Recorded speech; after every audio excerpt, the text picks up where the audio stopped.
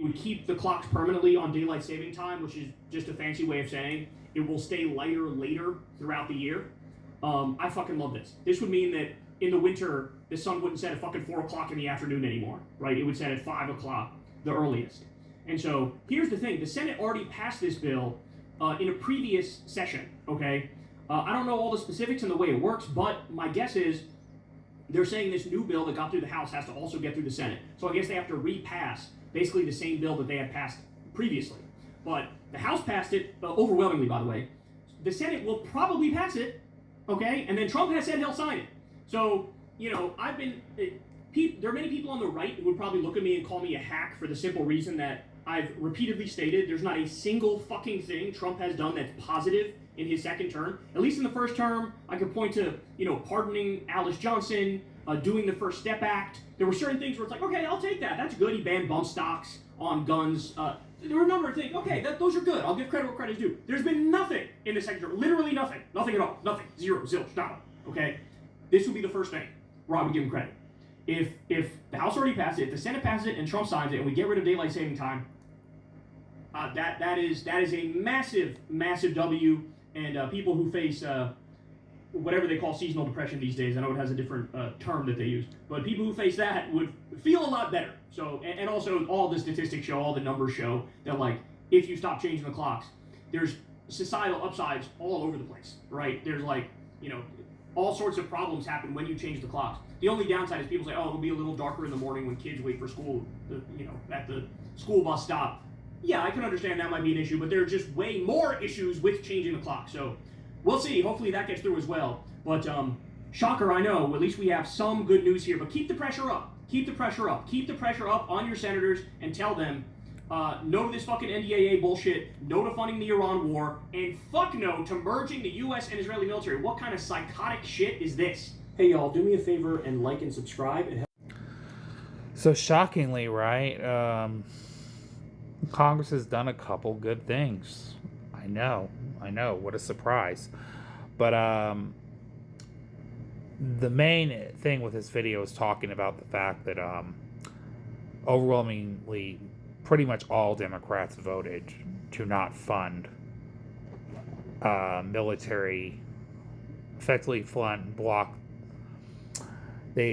So basically, Israel's panicking because Dems effectively blocked a military Mossad takeover, which is part of the NDA. It's part of military funding, which is good. And now I don't know if that's a permanent stop. I want to keep that in mind. There's a chance that they could go back and vote for another version of that. So I don't rule out that they would do that. But here's the thing. I think, well, just for the simple fact they got to fund the military anyway. So they're probably going to take provisions out of that bill to pass it. But they know what a hot topic or hot issue this has become with funding Israel. As a matter of fact, they said there's more than 200 or 300 Democrats already on record saying they will vote to give no more funding to Israel, which is great. That's awesome. That's an improvement. And, well, yeah, you saw Hakeem Jeffries come out and say absolutely not. And I actually want to give credit to this bill. Actually, it originally came from Thomas Massie, the libertarian conservative from Kentucky, who effectively lost his primary and finishing out his term in Congress. But his bill surprisingly went to the level I would have loved to have seen it. It went further than even AOC's bill. AOC pushed a bill similar to what Massie pushed to not fund Israel. But her bill even had provisions in there with exceptions. Okay. Thomas Massie's bill went a lot further, to his credit.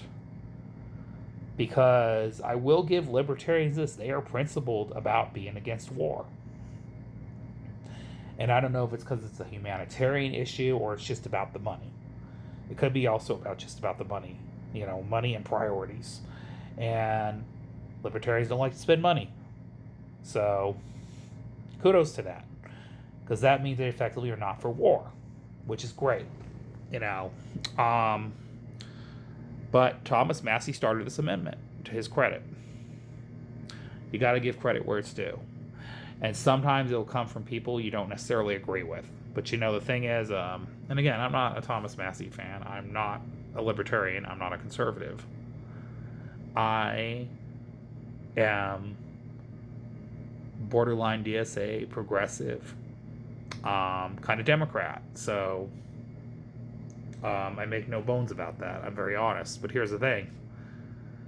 I can effectively unite with the ideas of libertarians because at least they have freaking principles. And they will vote for priorities that are actually pro-representation, pro-America, pro-domestic. You know what I mean? So it's like they're going to vote against war. They're going to vote against exposing. They're going to vote for exposing criminals. I'm for all that. I'm sorry. That's great. They're going to vote for transparency in our government. I'm on board. You know, I don't know what's happened to Congress now to the point where they can't even get their heads out of the sand long enough to govern for the people. But to be fair, this week they actually did some good stuff. I'm shocked. To my surprise, they voted for a housing bill to stop private equity investors from buying up all the homes. Good. Finally. They voted to end daylight savings time, which shockingly Trump said he'll sign without any opposition. I'm surprised by that. Good. There's something positive he can actually do. And majority all Democrats. Unfortunately, Republicans did not, though. Because I guess Republicans just love Israel for some reason. But Democrats actually voted for Thomas Massey's amendment. Shocking, right? And he's not even a Democrat. A majority of the people that voted for Thomas Massey's amendment were Democrats. The ones that voted against Thomas Massey's amendment were people in his own party, the Republicans. What a shocker. Because Republicans can never vote against war, can they? Which I remind people, remember when Tulsi Gabbard kept calling Democrats warmongers? Then how come all the Republicans are voting for war and the Democrats are voting against war? Explain that. You know, I just want that explanation there because that's not true. All right. So, of course, I saw the up-and-coming Speaker of the House for Democrats, who's not the right leader for the moment, Hakeem Jeffries, come out and say he would never vote to stop funding for Israel, even though he's not where most of his party's at.